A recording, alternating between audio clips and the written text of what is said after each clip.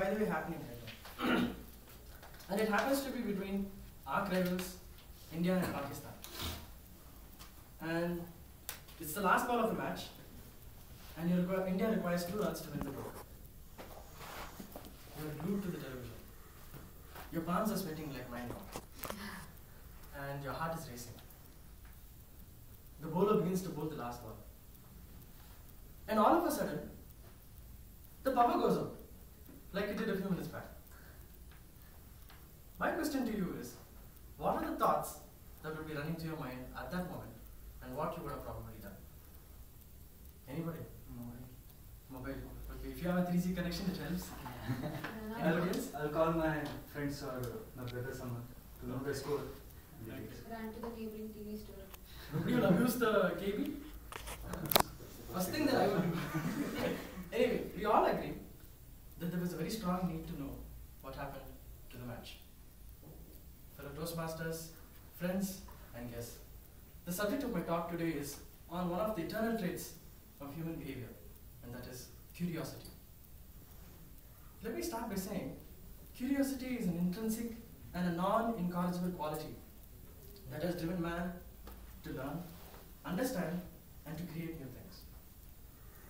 The insatiable quest for knowledge and information has been the catalyst for humans, the world's progress throughout the ages, bringing into existence many of the finest and most fascinating inventions that we see today. Curiosity is driven by passion and an unrelenting attitude to discover. From the discovery of continents, planets, gravity, and to inventions ranging from the humble wheel to the space station, man has come a very long way. In our day-to-day life as normal human beings, we are always tend to explore if you are curious.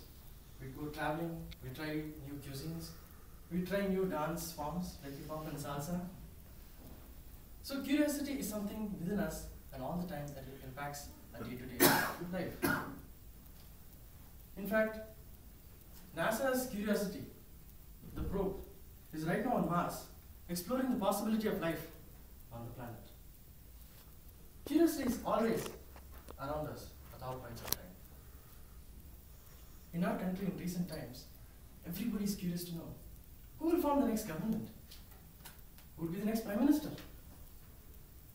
And TV channels are leveraging this by covering the election campaigns full on.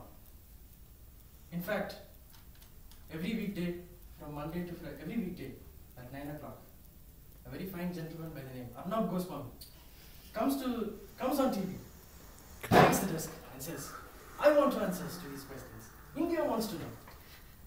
In fact, Mr. Goswami, the entire world wants to know. It is seeking answers to questions every single day. For example, let's take today day-to-day life in IT. We cannot live without Google. Can you? I know I can't. So Google actually got it right with its flagship search product when it realized that one of the most common things that people do is to seek answers to queries, some small, some big, to always learn. And that idea now makes Google worth over 395 billion staggering dollars. This is the information age. So how does curiosity affect other parts of our daily life? Let's start with entertainment. TV producers and soap producers, they capture the audience's attention by keeping them on their toes. They do not know. They want to create an interest in the minds of the people to make them think and realize that there's something to come, but they know not what. Their funda is, the more curiosity they generate, the more they can profit. So let's talk about social media. How many of you have watched the movie The Social Network? Okay, fine. In the movie, a friend of Mark comes to him and says, hey Mark, do you know that girl is single? True. Immediately it struck Mark like a big bang, and he realized, this is something that everybody would want to know, no matter which age. 50 years from back, or even 50 years in the future, people will always want to know. Why? They're always curious. All in all, curiosity can be helpful and useful to us when we use it the right way. but being over curious or curious about mundane and trivial things in life may not add much value to our life. At this point, I would like to talk about some of the benefits of being curious. Firstly, health. In 2005, the journal Health Psychology reported a study conducted over 2 years, over 1,000 people, and found out that high levels of curiosity were associated with decreasing likelihood of developing hypertension and diabetes. Though this correlation may not imply causation, but it implies that the effect of curiosity has on the human body cannot be denied and is worth a study. Secondly, intelligence. Curiosity positively correlates with intelligence.